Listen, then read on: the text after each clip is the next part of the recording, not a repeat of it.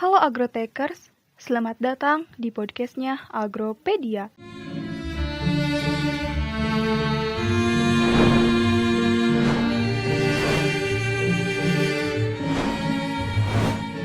Halo semua, kembali lagi di podcastnya Agropedia. Apa kabar kawan sekalian? Semoga dalam situasi seperti ini kita semua berada dalam lindungan Allah Subhanahu wa Ta'ala. Kali ini kita mau ngebahas tentang pepaya nih. Pepaya itu masuk ke dalam genus Carica. Kemudian pepaya merupakan tanaman tropis yang rasanya manis saat matang. Pepaya biasa disajikan sebagai buah pencuci mulut, cemilan, dan aneka penganan. Selain dimakan dan menjadi makanan olahan saat matang, pepaya juga sangat enak dan dapat dijadikan olahan saat mentah. Bahkan, bukan hanya buahnya saja, bagian lainnya juga dapat dikonsumsi, baik sebagai makanan maupun pengobatan. Selain dapat dinikmati karena rasanya yang enak, buah ini juga sangat baik untuk menjaga kesehatan karena mengandung vitamin A, vitamin C, dan banyak lagi. Ditambah dengan fakta luar biasa ini, yang pertama, daging pepaya dapat difermentasi menjadi salep untuk mengobati luka pada kulit hingga sengatan serangga. Hal tersebut karena kandungan papain pada pepaya. Kandungan papain pada pepaya itu bisa juga meningkatkan kesehatan pencernaan. Dan kandungan likopen pada pepaya bisa mencegah kanker dan meningkatkan kesehatan jantung. Dan yang terakhir, kandungan beta-karoten bisa mencegah penyakit asma. Dan masih banyak lagi loh kandungan yang bermanfaat bagi tubuh kita dari buah pepaya ini. Tapi itu prolog aja sih. Di podcast kali ini akan membahas tentang apa aja sih hama dan penyakit yang bisa juga menyerang pepaya. Untuk hama, yang pertama, kutu perisai. Serangga ini menghisap cairan daun yang menyebabkan timbulnya nekrosis pada bagian yang dihisap dan menyebabkan daun menjadi kering dan rontok. Yang kedua, kutu dompolan. Tanaman yang terserang hama ini mengalami gangguan pertumbuhan karena hama ini menghisap cairan buah, daun atau bagian lain pada tempat mereka berada. Bagian tanaman yang terserang dipenuhi massa putih seperti lilin yang bertepung. Kutu ini memproduksi embun madu yang dapat menjadi media pertumbuhan embun jelaga, yang menyebabkan jaringan pepaya diliputi lapisan berwarna hitam seperti jelaga.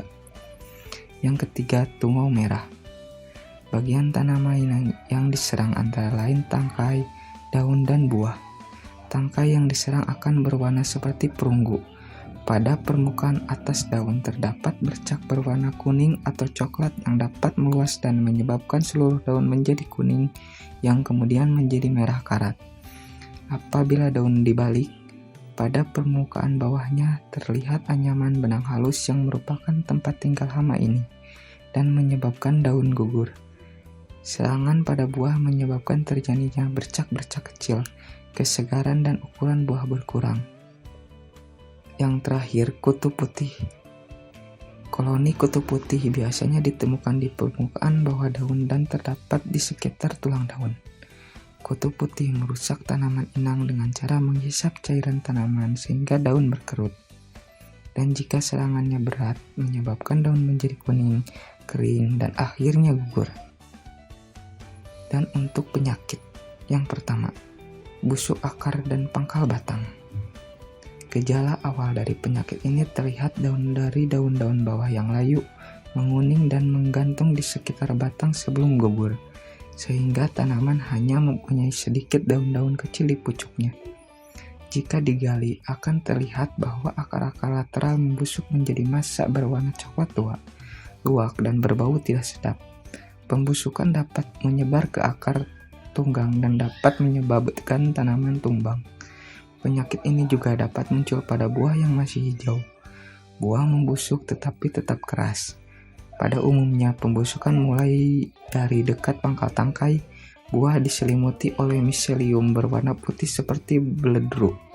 Akhirnya buah mengeriput dan berwarna hitam. Yang kedua, penyakit bakteri Erwinia.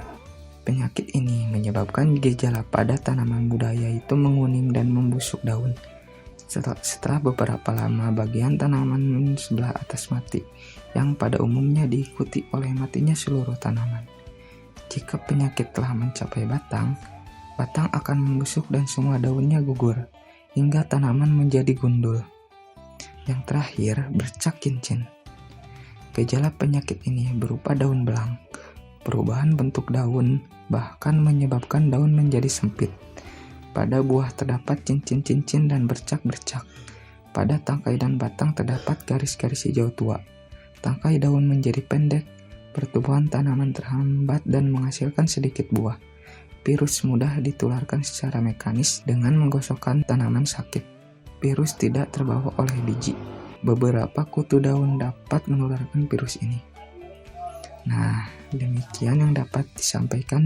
Semoga bisa menambah ilmu pengetahuan dan wawasan kita. See you di pertemuan selanjutnya.